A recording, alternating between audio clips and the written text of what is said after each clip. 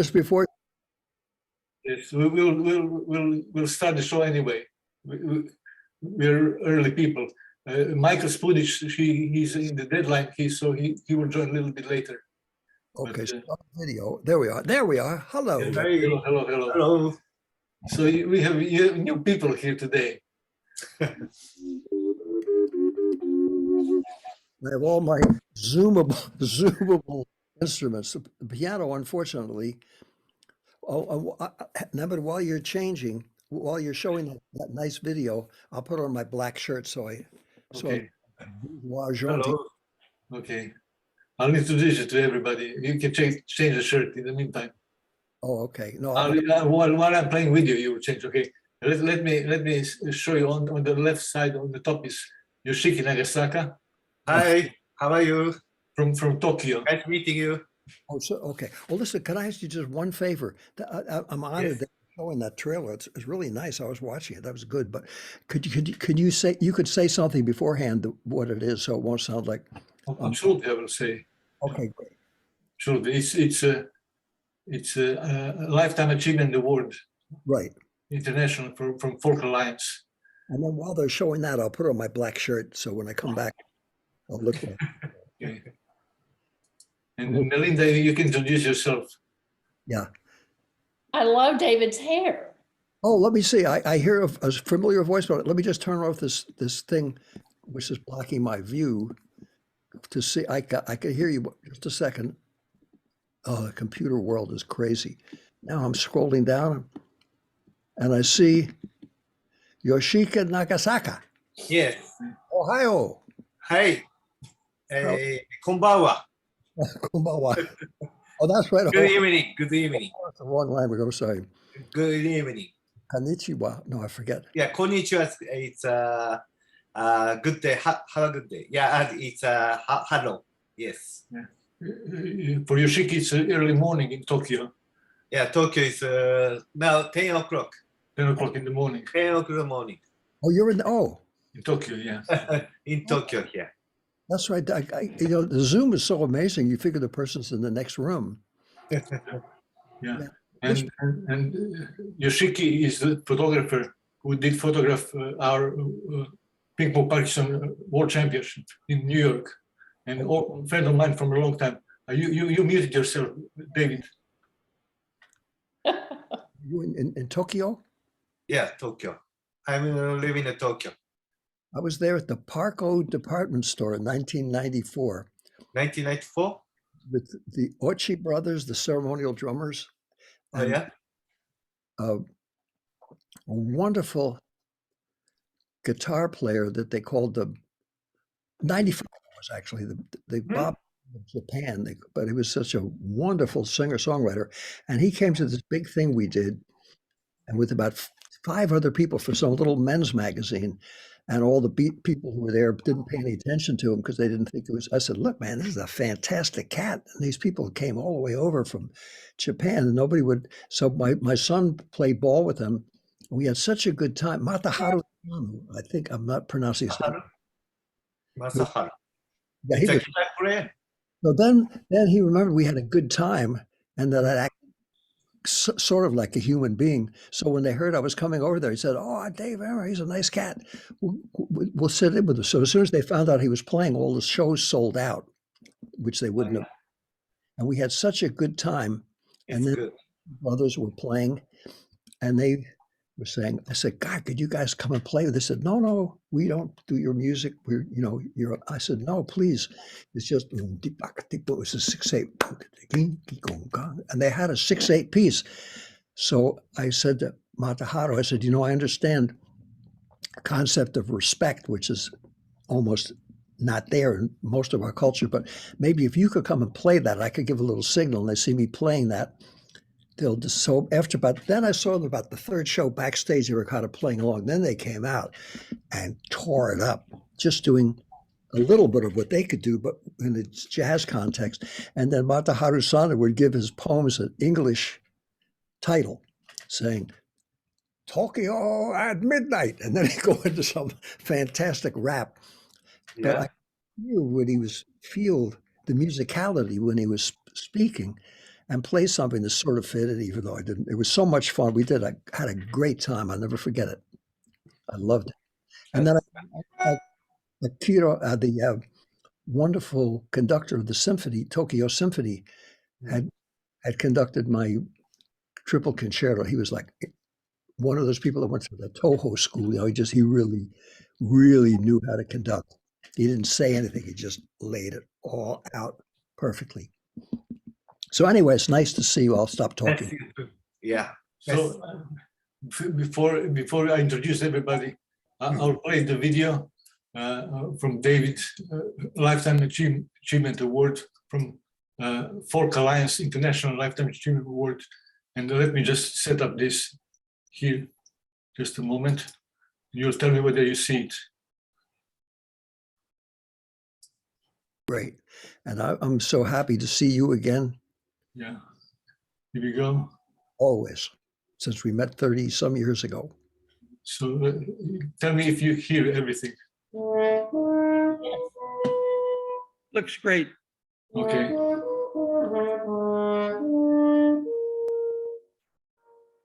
When you've got Frank Sinatra and Pete Seeger in your press kit, Leonard Bernstein and Willie Nelson, when your resume includes Charles Mingus and the Pennsylvania Opera, Woody Fest and Hollywood, you are a different kind of cat. No one has made a more sustained and significant career out of being a different kind of cat than David Amram.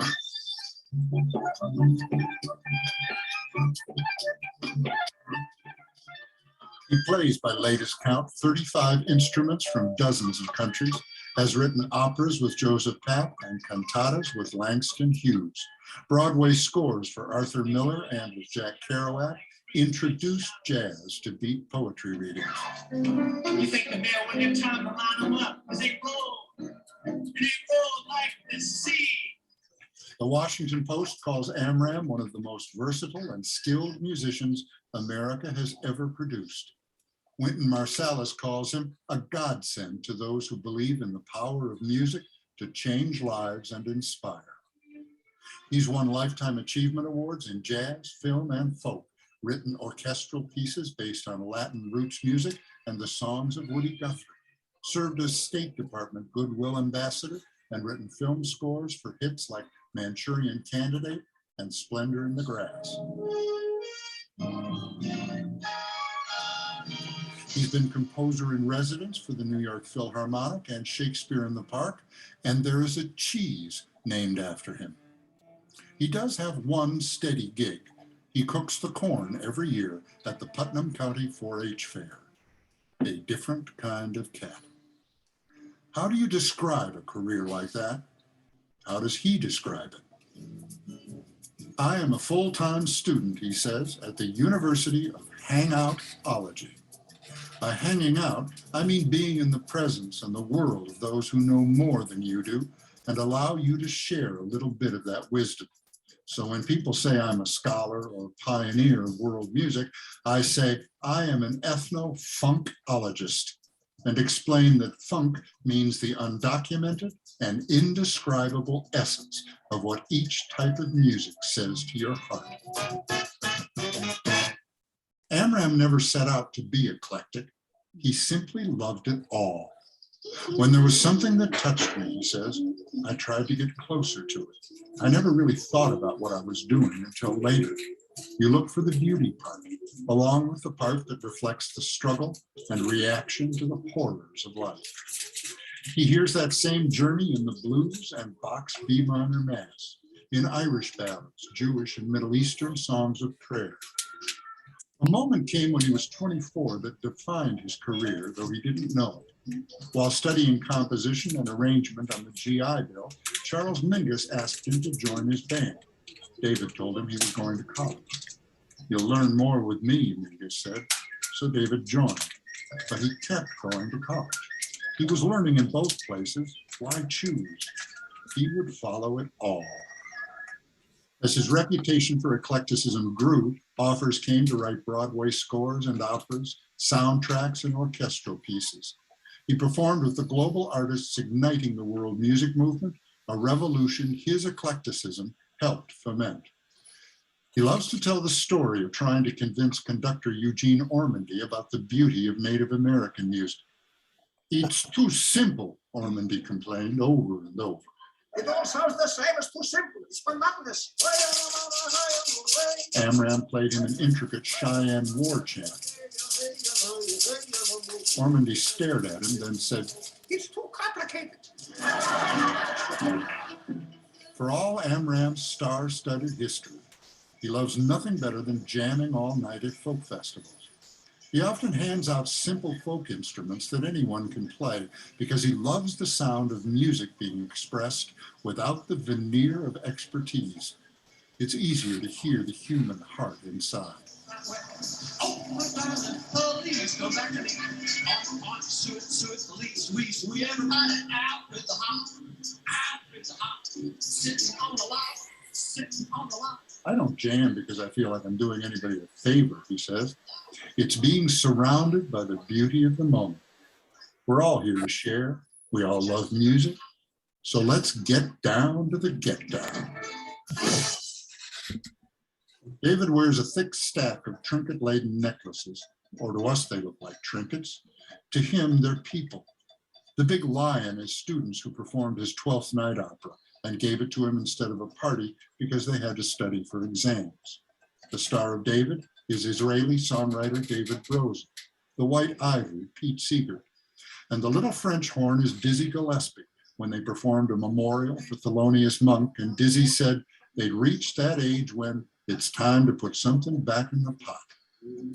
Of course, Amram's always given back to the music that gives him so much because he's always seen music as a family, the family of the human heart.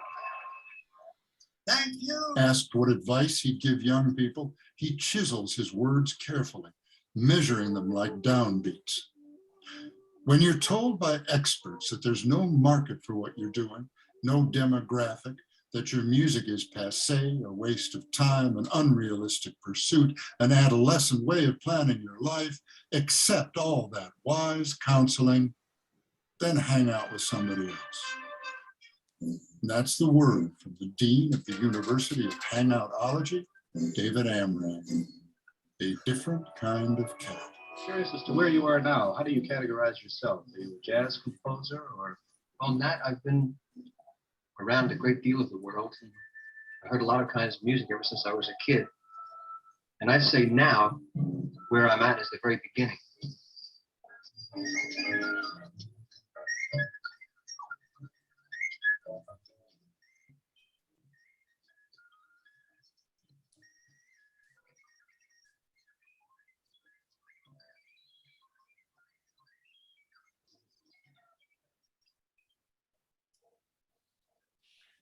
So here we go. Let me just stop the, how do I do this? That's how I do it. Thank you, Nenad, for showing that. Well, thank you for doing it. And I just want to say hello to everybody, and so happy that you have guests from Japan and from the United States and people all over the world. Yeah. I would love to hear what they have got to say. And for those of you who aren't familiar with you and I, we met 30 some years ago when I was playing at a little place called Bradley's, and you had just come to New York City. And as soon as I met you, I said, man, I just knew that was some for real person with something for real to offer the world.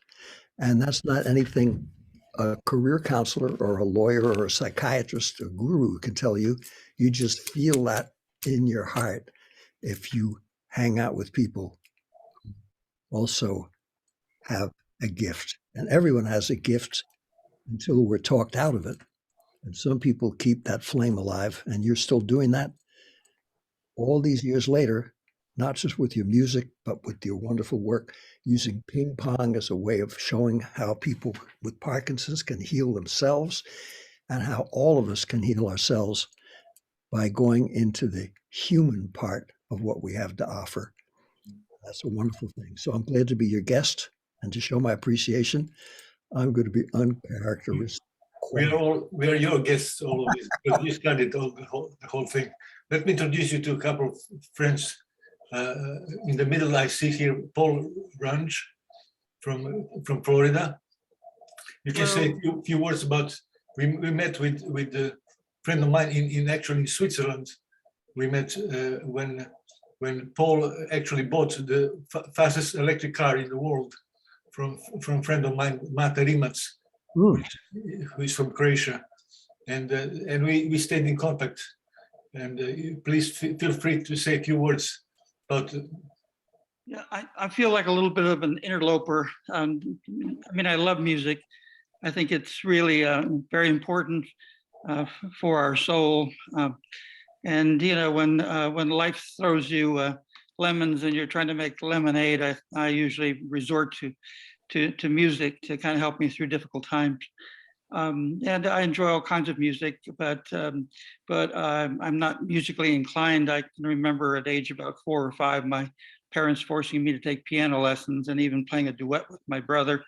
And it was a painful experience, although quite frankly, I wish I would have continued with the music lessons, because it would be something that I would find very useful to this day. But anyway, that's a long story. Anyway, I went down another road, and I'm actually a physician. I specialize in looking at premature babies' eyeballs, and I've just recently left a position and thinking about where to go next.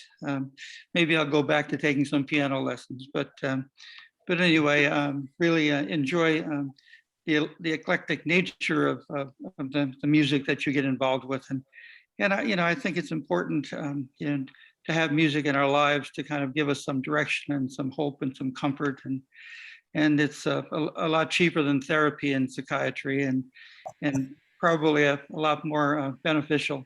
But thank you all for allowing me to be part of this session. Thank you. Thank you for being here. Well, music, Odetta said, music heals. She said, music is a healing art. And I think those of us that forget why, if we play music, we're supposed to be here, and why we should be playing and how we should be doing our music, whether it's conducting a Mozart symphony or playing in a prison or out and playing tambourine with someone else's band. When I play with Willie Nelson, I do hardly anything. I mean, I try to be part of it.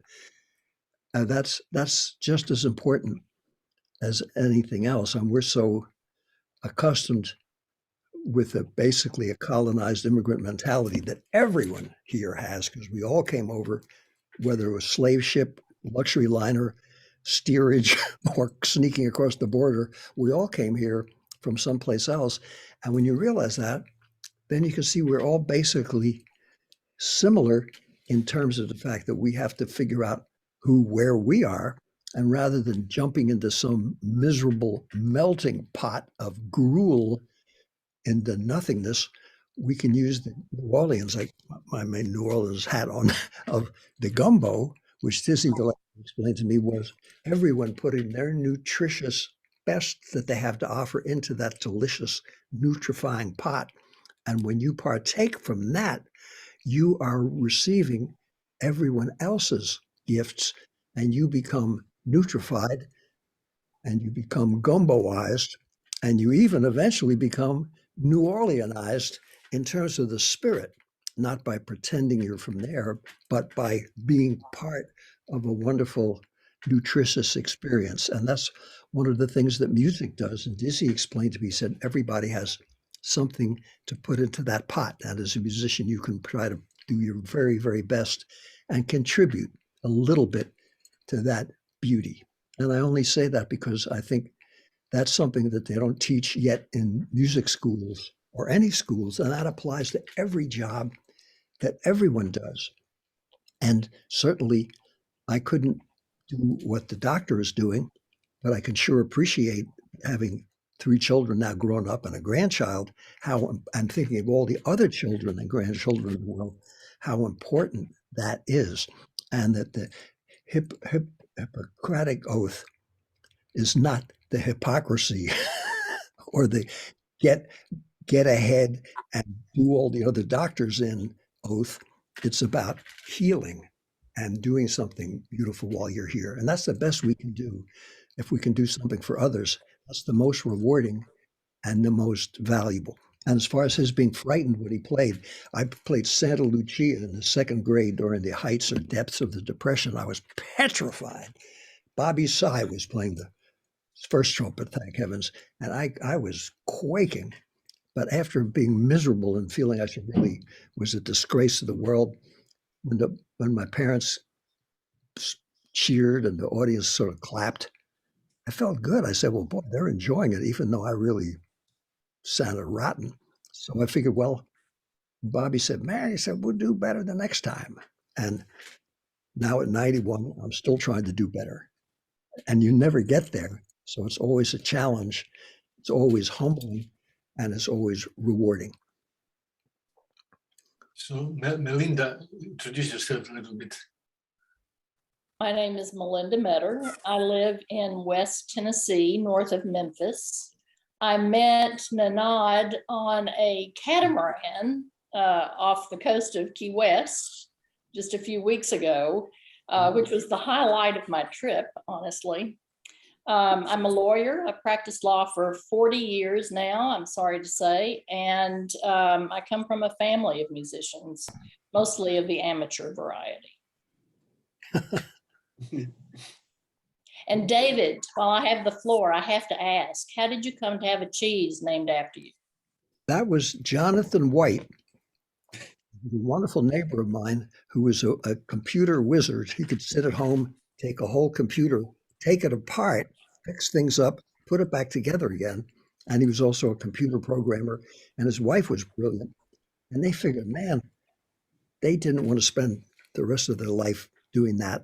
So they dared to leave Big Town, both with good jobs, and go to their uncle's chicken farm, what was now longer a chicken farm before it was all developed. And he started raising chickens, and he used to come by our little farm, and he said, you know, I love cheese. I said, me too. He said, well, I think I'm going to make some because I had some goats. He said, could I have some of your goat milk? I said, sure.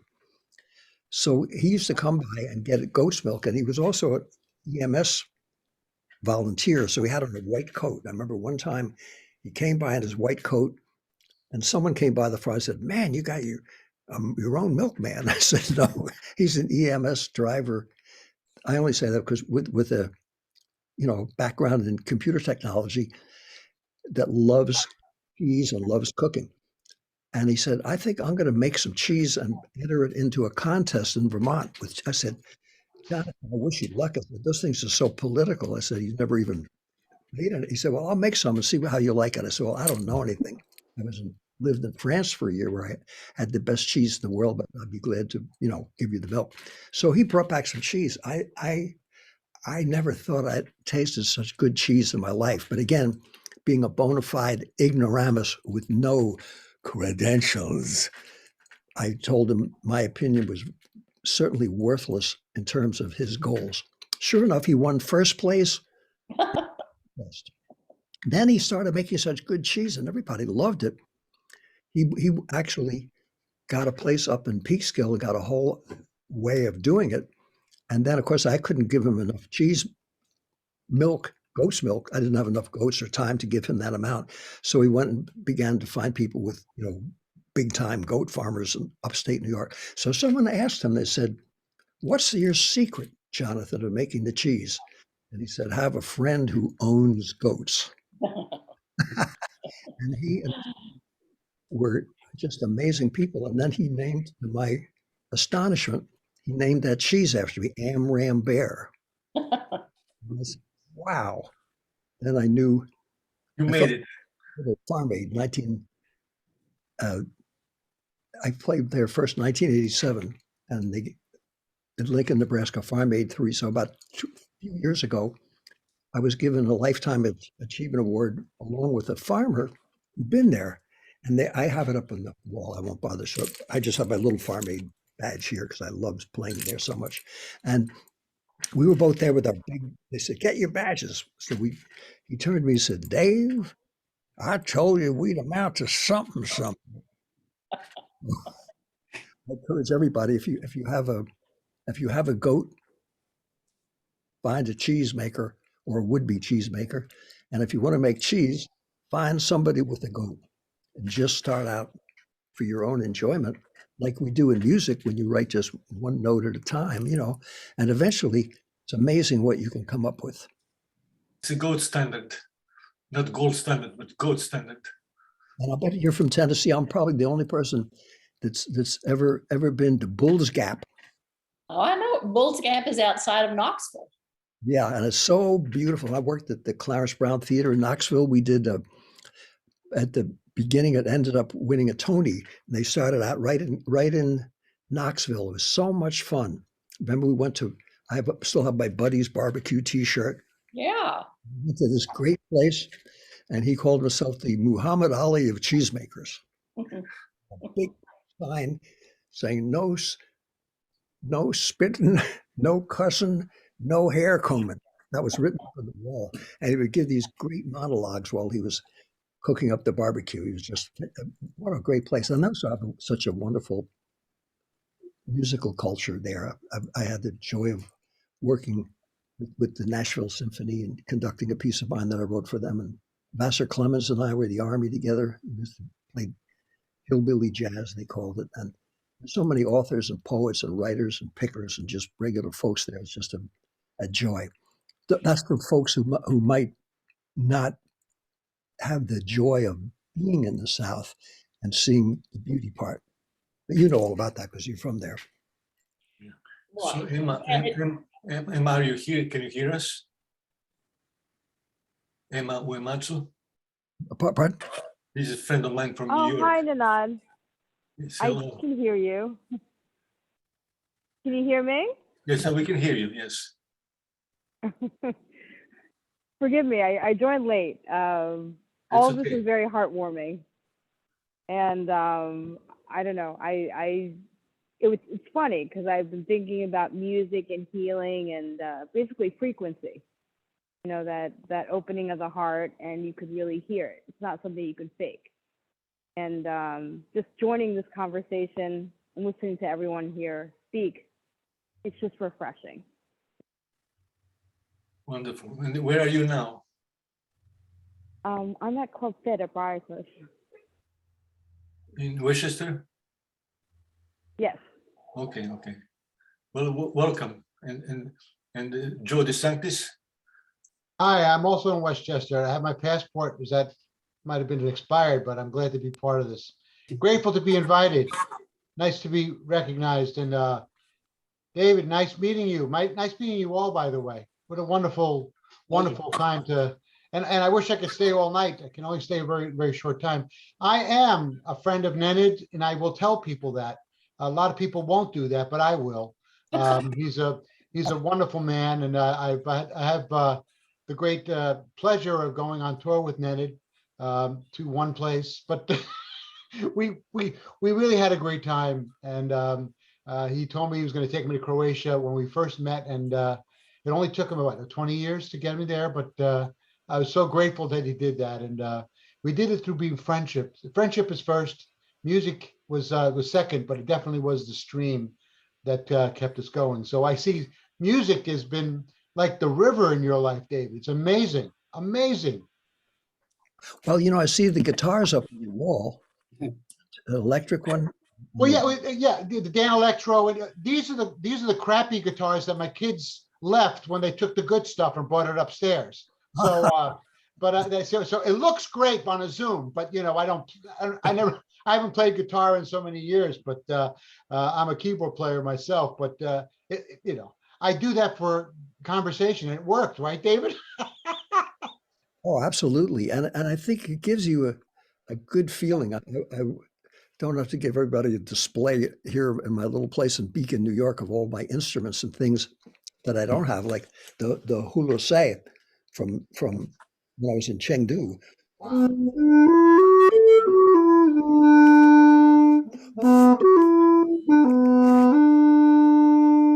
Just those wonderful sounds. And every time I play that, I'm reminded of being there, hearing hulusai players who are killers, and that whole place.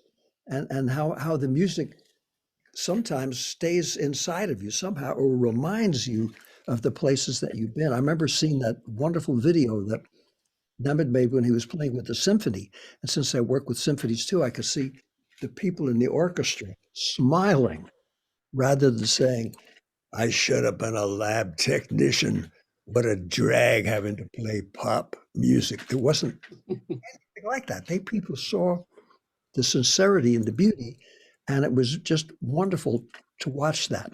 Just like it's wonderful when you watch Dudamel conduct Mahler with the Los Angeles Symphony, you see the people in the orchestra really getting into the music. That's what makes jazz and folk music so beautiful and exciting, because it's real. It's speaking to you, to your heart, and celebrating something that none of us even understand. You know, that old thing is bigger than all of us. But that's great to have something like that in your life. Then you don't feel so small and you don't feel so big. You just feel that maybe you're part of something that's really terrific. You know, what I loved, we watched a little piece that Nenad had shared prior to the Zoom today. There's one section of that video where you're surrounded by children who are just eager to participate, and you just validate them in just whatever they do. It was amazing to watch. It's electric, and if we could just do that with whatever position we have in music, and I've been very grateful to be either a teacher and a director of music in certain places.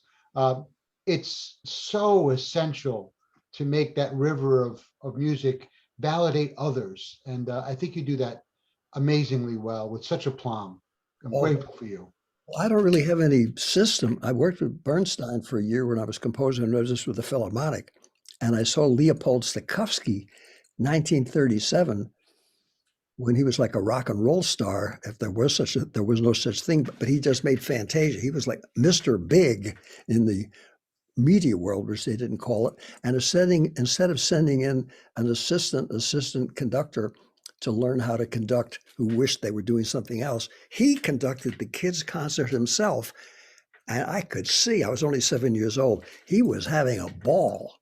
He did Peter and the Wolf, and I still remember it. My uncle, who was a merchant seaman, took me to that, and I said, man, I got to get into that.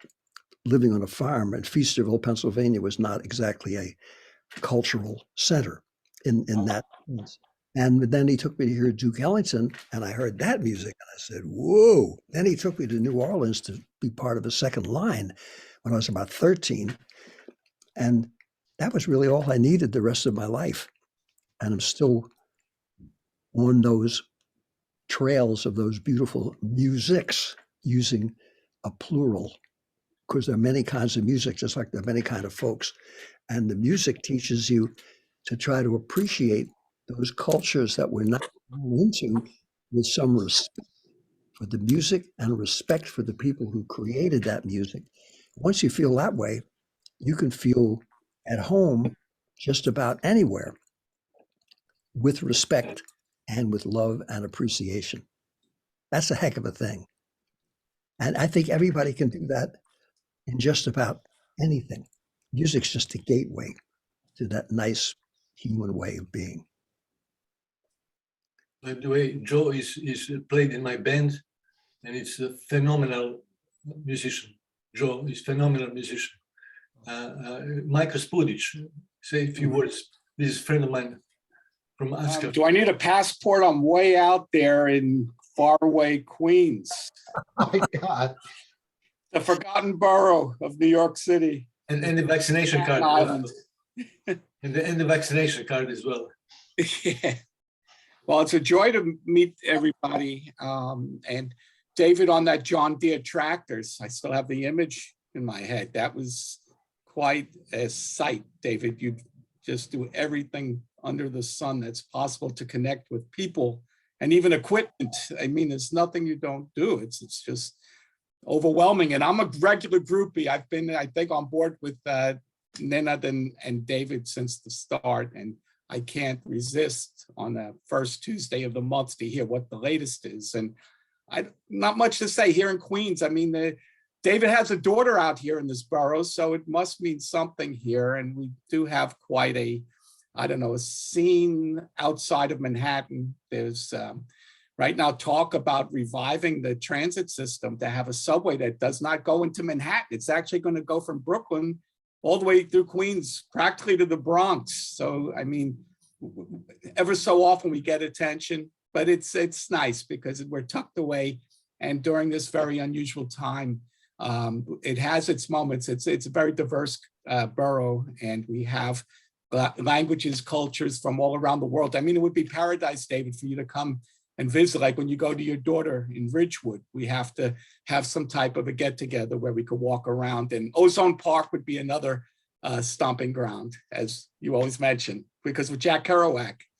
That's where Jack lived for so long. And a guy named Chris Fenton, who's a writer, wrote a whole paper called The Wizard of Ozone Park. And they even begrudgingly gave him a landmark of the place that he had lived. And I'll never forget, it was now inhabited with a volunteer fire department. And the kids across the street, well, they had everybody sitting there. They were reading poetry afterwards, and I was playing for them. Suddenly I looked out and I saw all these kids, that second, third graders, looking through a fence saying, man, what is that? So then they put a little plaque up talking about Kerouac, and someone stole the plaque, but they didn't steal the book. And his books are still in the library. And Queens itself, they speak over 100 languages right in the borough of Queens, which people don't realize. So there's more to Queens than the wonderful Forest Hills tennis tournament, which is That's 2 blocks away, David, from where I'm sitting right now. Yeah. no, there's all languages and people.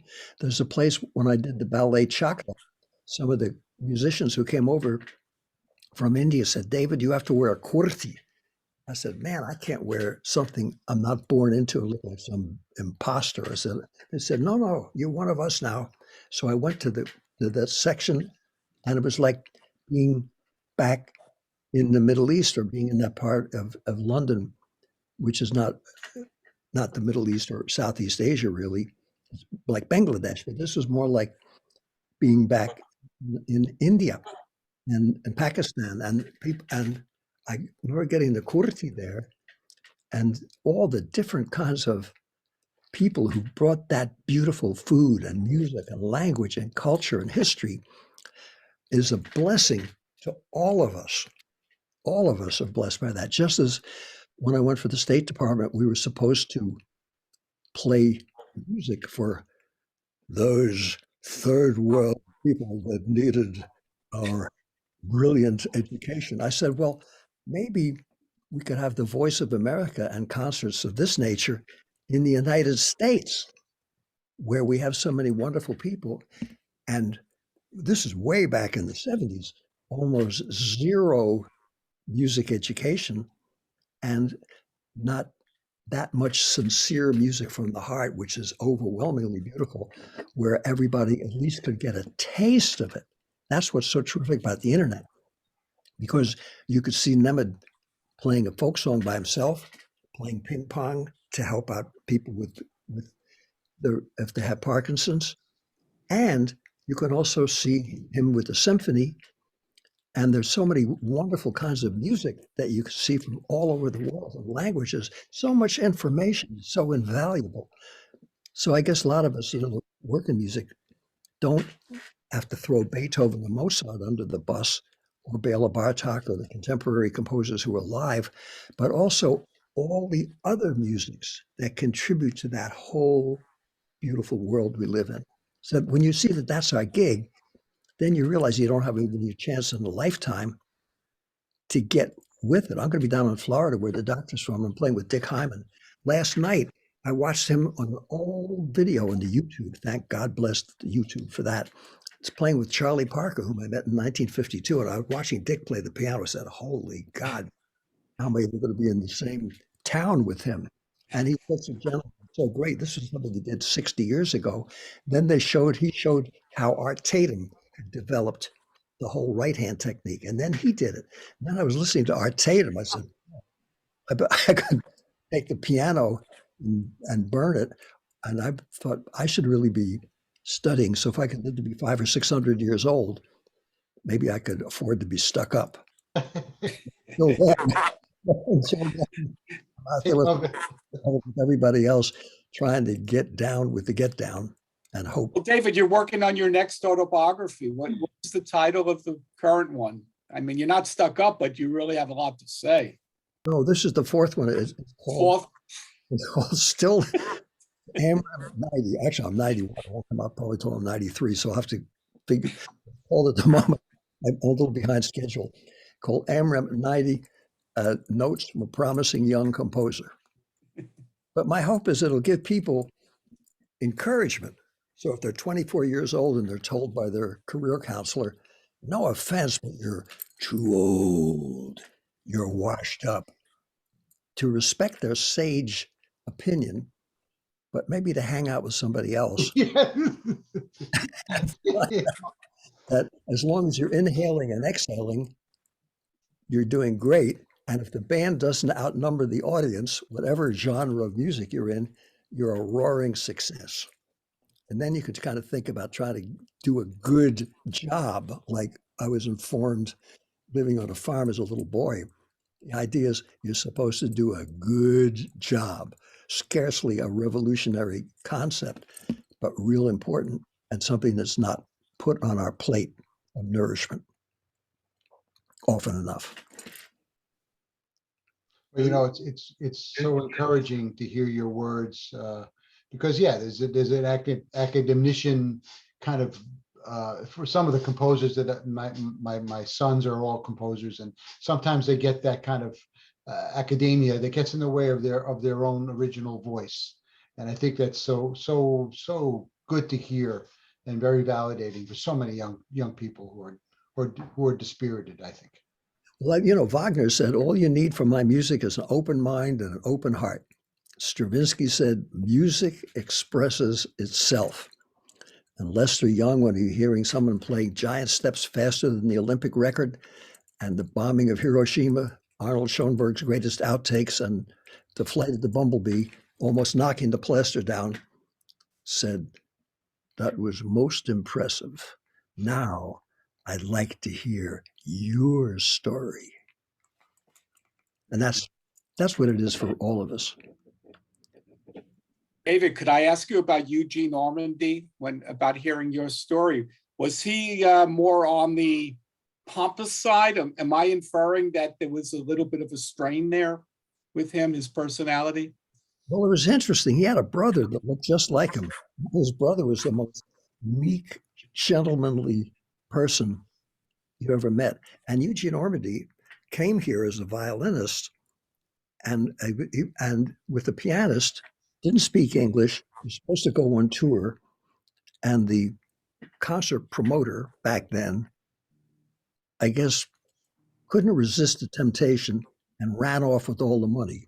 So he was stranded in New York, and he ended up playing in the second violin section in the Capitol Theater. And I think he dreaded that the rest of his life. So when he went up finally to the orchestra in Minnesota and finally got with the Philadelphia Orchestra, the one thing he was determined was not to ever have to go back in the Capitol Theater. So that's why when he commissioned me to write the piece, he said, Amram, no jazz, no jazz. Because my horn concerto, which I had written, which Bill Smith, great conductor who was his assistant, conducted, Mason Jones played the heck out of it. I'm sure he felt that at that time, the board of directors would think anything past Brahms was too avant-garde. And my actually had melody, harmony, and counterpoint, but it also had Latin music and jazz influences because I was brought up here, and that's part of my cultural orientation. And then when I said about Native American music, he said, that's worse.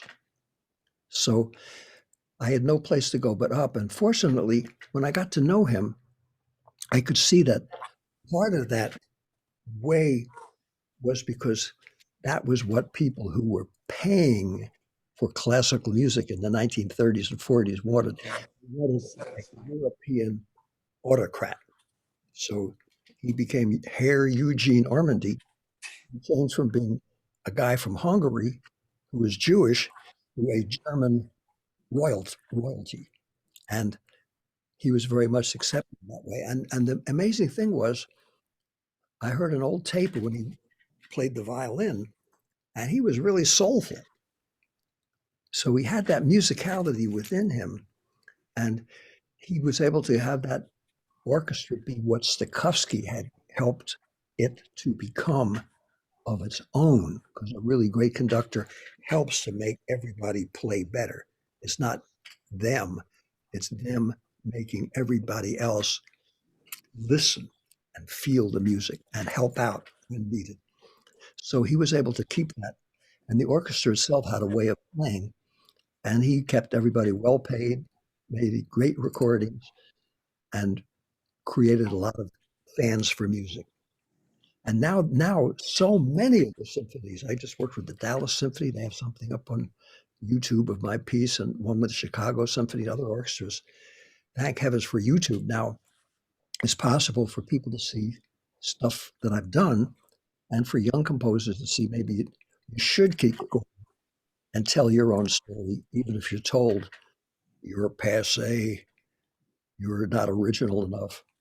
How dare you play rock and play folk music and play jazz and sing and do all that stuff and incorporate that feeling when you're doing classical music. And of course, it helps you because then when you're writing it down and you have the piece of paper, like the one I have here, and you're writing stuff down neatly in the old-fashioned way, you have to sit and say, look at it and say, wait a minute, what's that supposed to be? Is it there in the music? Oh, I better put this, and you can become suddenly a musician and look at it the other way, just as a playwright would hope an actor could do something. So we're sure when Shakespeare wrote "To be or not to be, that is the question," he didn't have it done the way we would do it when we did it. Sometimes it sounds "To be or not to be, that's the question." That's the same words, but it's done differently. And Shakespeare and all the great playwrights knew how to take something and put it on paper to be part of something that actors could then make real. And that's why so many people thought Bacon must have written Shakespeare. How could some dumb actor write all those great things? It never occurred to them maybe it would take a terrific actor to write such terrific stuff, or a terrific composer like Brahms, Beethoven, Mozart, all the pre-Bach composers, and most of the composers of the 19th century all could play up a storm. Chopin was a famous party piano player. Rachmaninoff really was a pianist that wanted to be more accepted as a soloist. Boy, when you hear him play his music, it's incredible. And a lot of the people were not stuck in a laboratory having to be in the same trap that Eugene Ormandy was in, of having to prove that even though they were in the entertainment world, they were some kind of subhumans, but rather that they were part of a whole picture, and that the real thing in music was being part of your society, part of your time, and being able to go off in a corner and then not write about it, but write it down. Just as authors like Jack Kerouac, whom I worked with, and Frank McCourt, so many other people, were able to tell a story or stories because it was something that coming from their own life experiences. And that's scarcely an original thought, but that's true in every art form, I think, in every composer's thing. And also not to exclude songwriters or people as not being poets or being composers. They're just writing in a shorter form, you know. And when you see that, then you can appreciate what those people are doing and become better yourself. Because they say in jazz, the more you know, the more you can blow.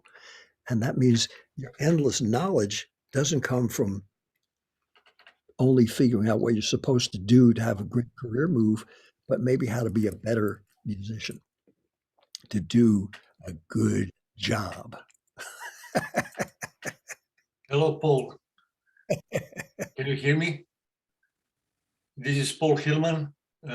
He's one of the greatest graphic artists one of the shows that was the best show on television. It was CBS Morning News.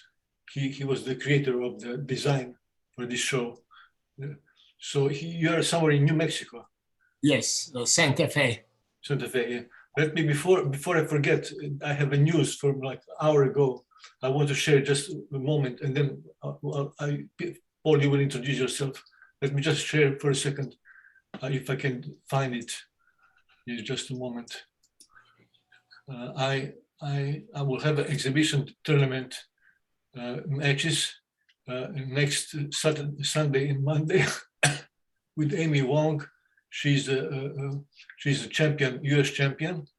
Zaina Rashid is a Princess of Jordan, who is two-time Olympian, and Will Short is owner of the venue and editor of Crossword Puzzles in New York Times. And myself will have for Ping Pong Parkinson, we will have an exhibition match. We will celebrate 5 years of how I established the Ping Pong Parkinson.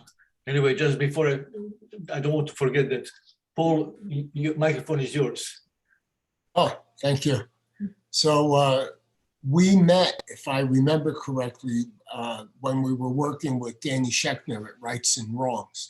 That's correct. And I was the art director for that show for, I guess they were only on air for 2 or 3 years. And then we reconnected maybe a few years ago, I guess through Facebook somehow, I don't know. Oh, through, I did a portrait of Danny and then you remarked on it. And so we were able to reconnect. And then the show that you mentioned that I was the art director was Sunday Morning with Charles Kuralt on CBS for a few years. So about 10 years ago, I moved out to Santa Fe from the New York City area. And I'm having a fabulous time here. When I'm not drawing and illustrating, I operate a pedicab company here in town, and I ended up doing historic tours. And I started playing the native flute since I'm out here also, which is unbelievable. It's a lot of fun. I have to stop myself from buying more and more flutes, though. So play a few notes. Play a few notes. Okay. Okay.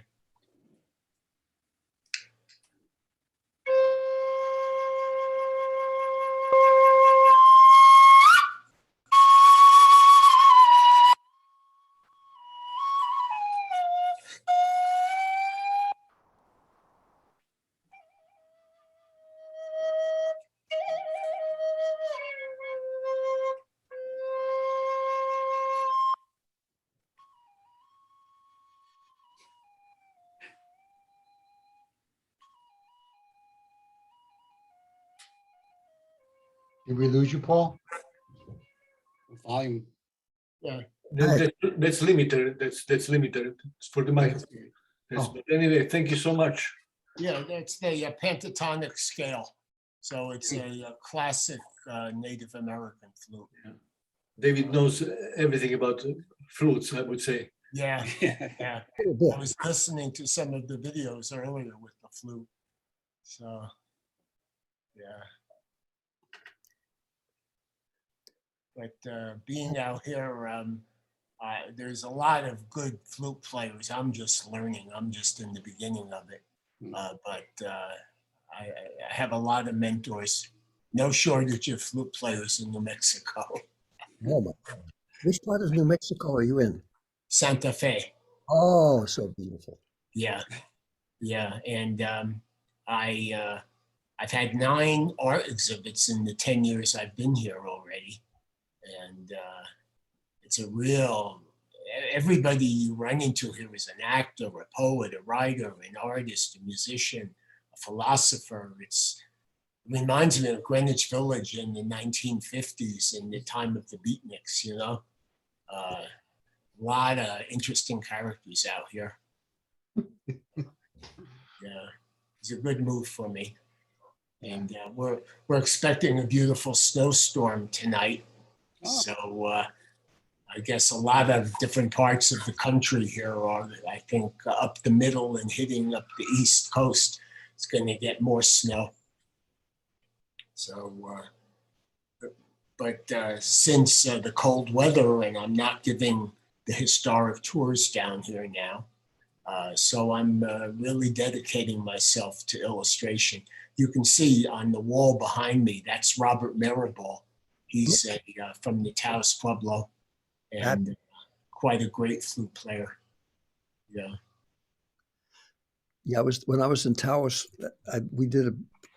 they had a festival there for a few years, and I remember Lorenzo Suazo.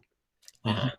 He was the chef or a cook at the public school, so he invited me after I'd done the symphony that I wrote for the Philadelphia Orchestra, the Ormond Kentucky. We did that, and he said, "Oh, you come out to show the kids."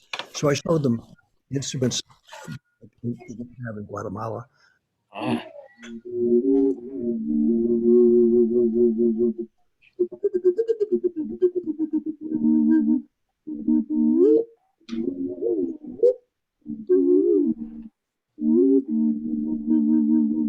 And I showed him all the different kinds of instruments.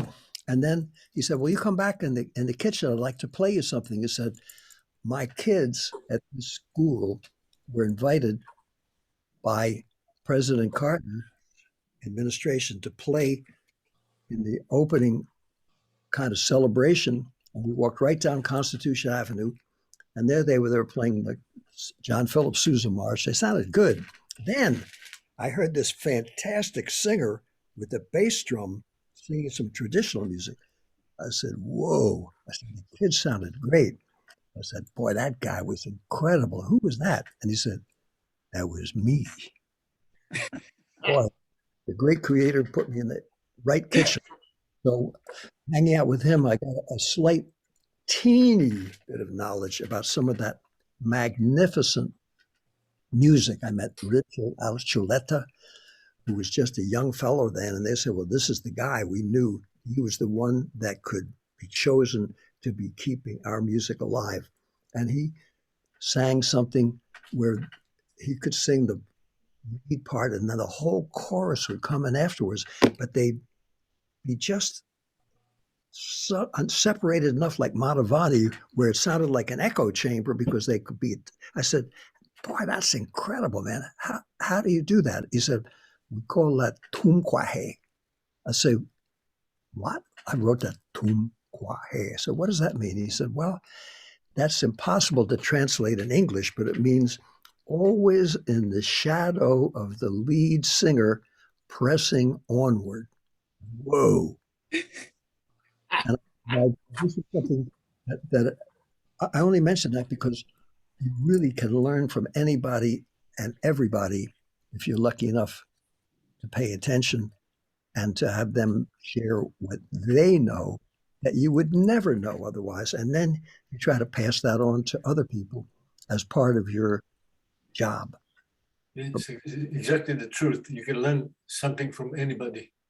Yeah. If you're open enough. Yeah.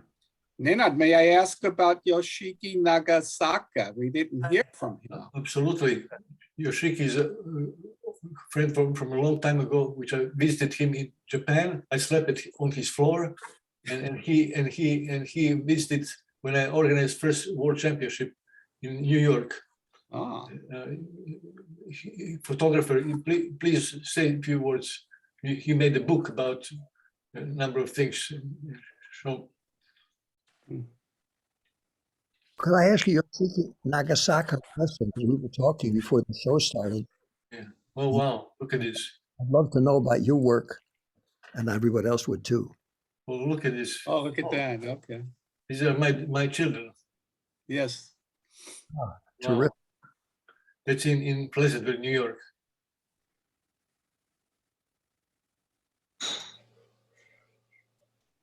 Wow, that's from Sweden. That's from Portugal. Yeah. Oh, these are from German guys who won the doubles. This is our Westchester in Denmark. Wow, you took a lot of prints. He's ready for you, Nenad. Yeah. It's around the world. This is from Japan to women. That's wow. Oh. Wow. This is from Germany. Hmm. Yeah.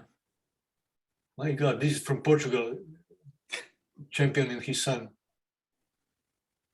These are two women from Sweden.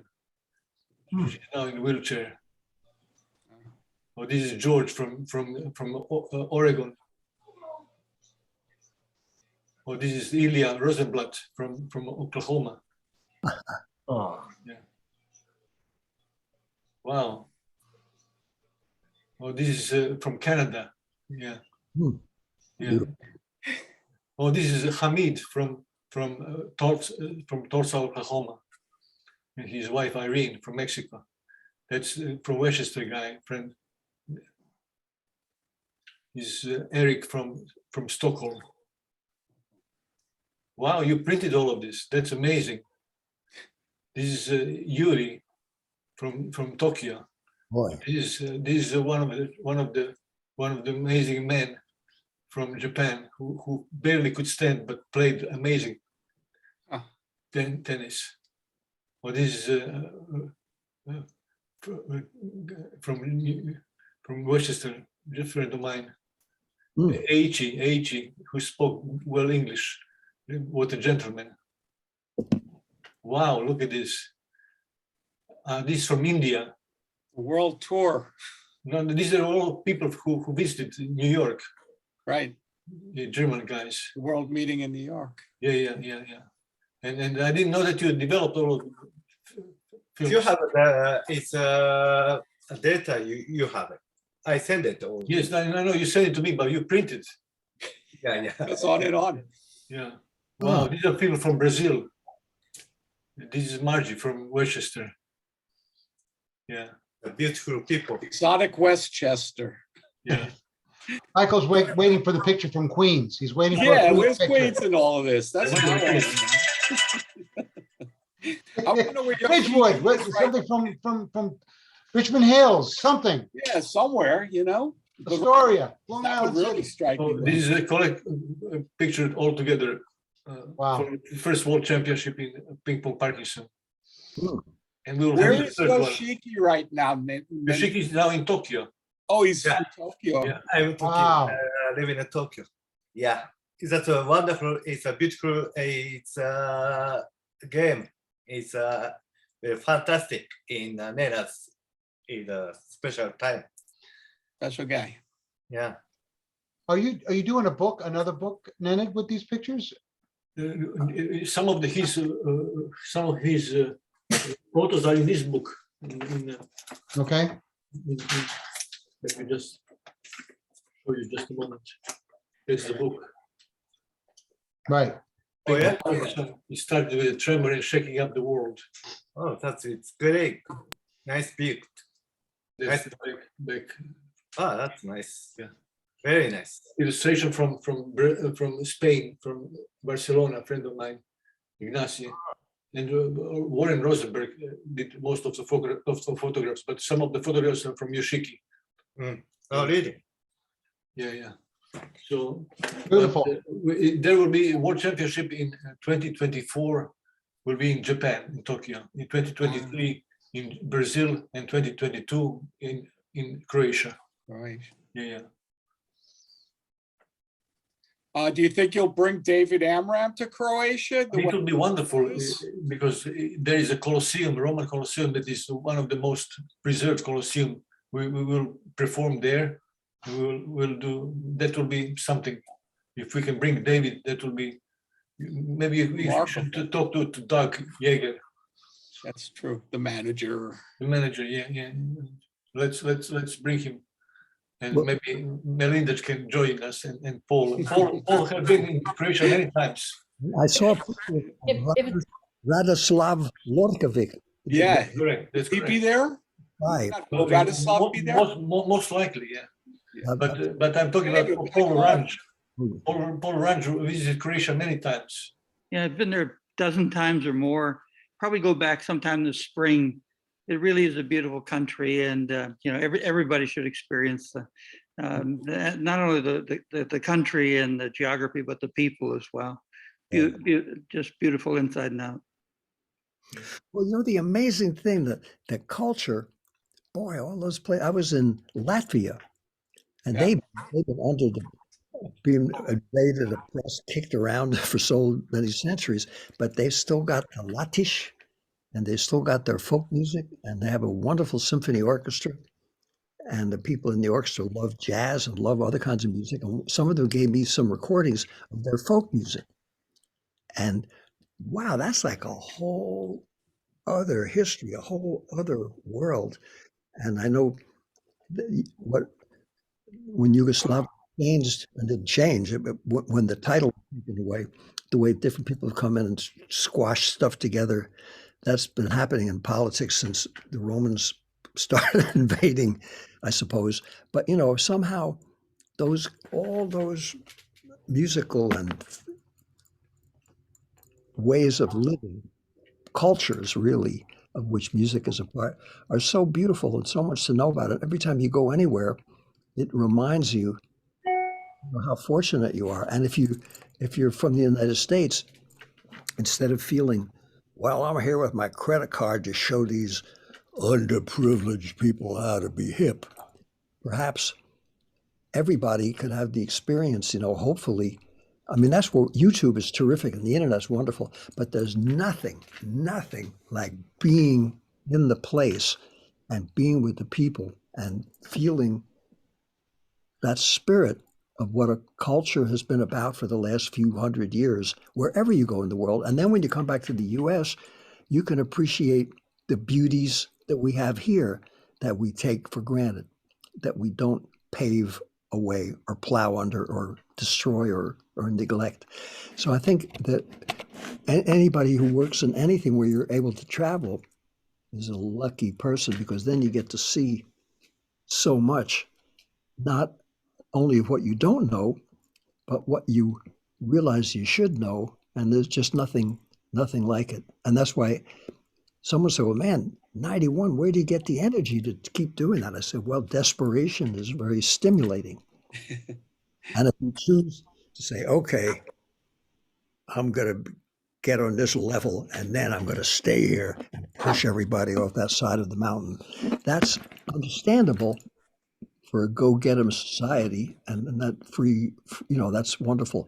But there's another thing in life that's even more valuable, and that's absorbing the knowledge that you get from being in every place, in any place. And that was the wonderful thing in the beautiful play that became actually Leonard Bernstein's opera, where in Candide, he finally goes home and takes care of his garden. Or the end of Godfather, where the guy's out there working in the garden, because they get a chance to get down to the simple and see how beautiful it was to have those experiences. So I hope, you know, I guess what we try to do with Nenad before he was doing this wonderful world music, he was doing it at the time when we first met, was just to bring people into that world. And when Radoslav does his programs, he can sing some American folk songs that he's written that are incredible. He can play the accordion and the piano with anybody and make them sound better. And then he'll throw in a Croatian song or something that we're not familiar with. And suddenly, in the middle of something where you're taken for the first time in your life to that place from hearing some of Nemes's music. And I was even gotten the Croatian news service. Nemad sent me copies of that. So I almost, you know, reading that and then hearing Radoslav play some of that folkloric music, that took me to a whole other place I never would have been in my life otherwise. But it was there long before I was born and will be there long after my grandson is gone.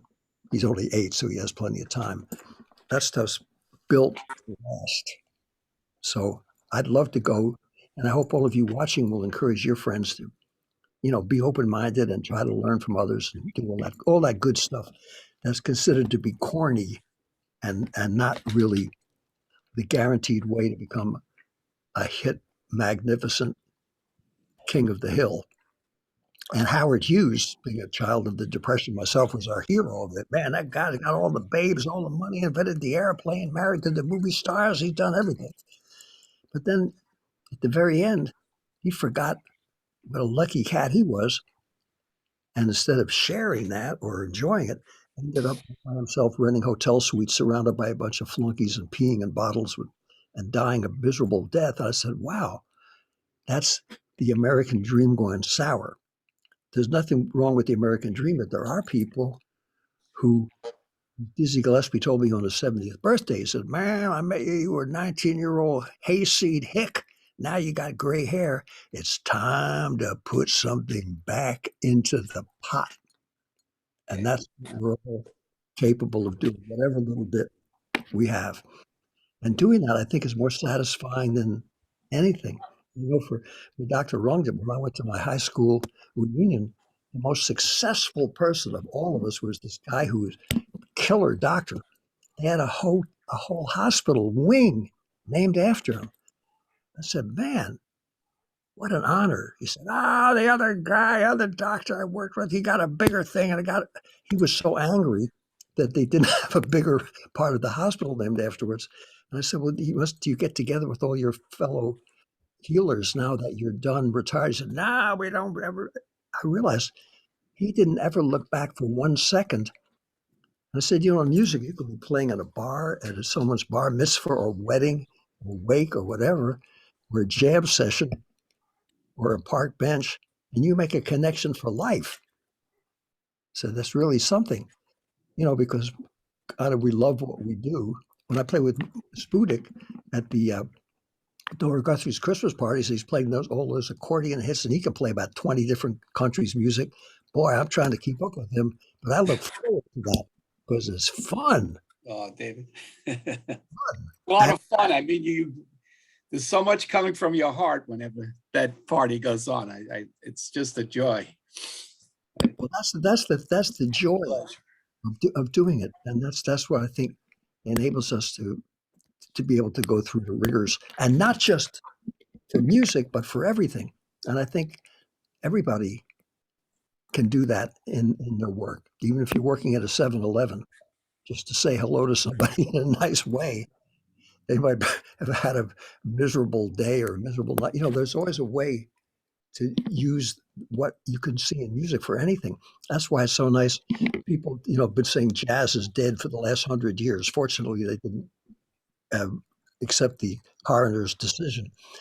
And one of the things young people say is when they hear us play, they'll say, boy, you guys seem to enjoy it. I said, well, naturally, what else could you want to do? And they're so shocked. They're so used to seeing what's programmed, filtered, homogenized, oxycontinized, and cocainized to the point where it doesn't even look like it's human beings anymore, but puppets doing a choreography in those who doesn't learn to sing or dance. I don't mean to be judgmental, because there are people that aren't that way who controls things, which are terrific and a joy to be part of. And when they're in that miserable mode, then you have to figure some way to bring that enjoyment with you and create it anyway. And then thank the people who put it on, even if they can't stand your spirit. Kings of the Valley, not of the hill. Kings of the Valley. So anyway, it was pleasure to see you all. I think we should finish this session. We meet every Tuesday, first Tuesday of the month at 8 p.m. And maybe we can change it sometimes the time, because we cannot use Europe or at all, maybe earlier, I'm not sure. But as of now, we are 8 p.m. Here in America. And we can talk to Japan, but Europe is out because they're sleeping right now.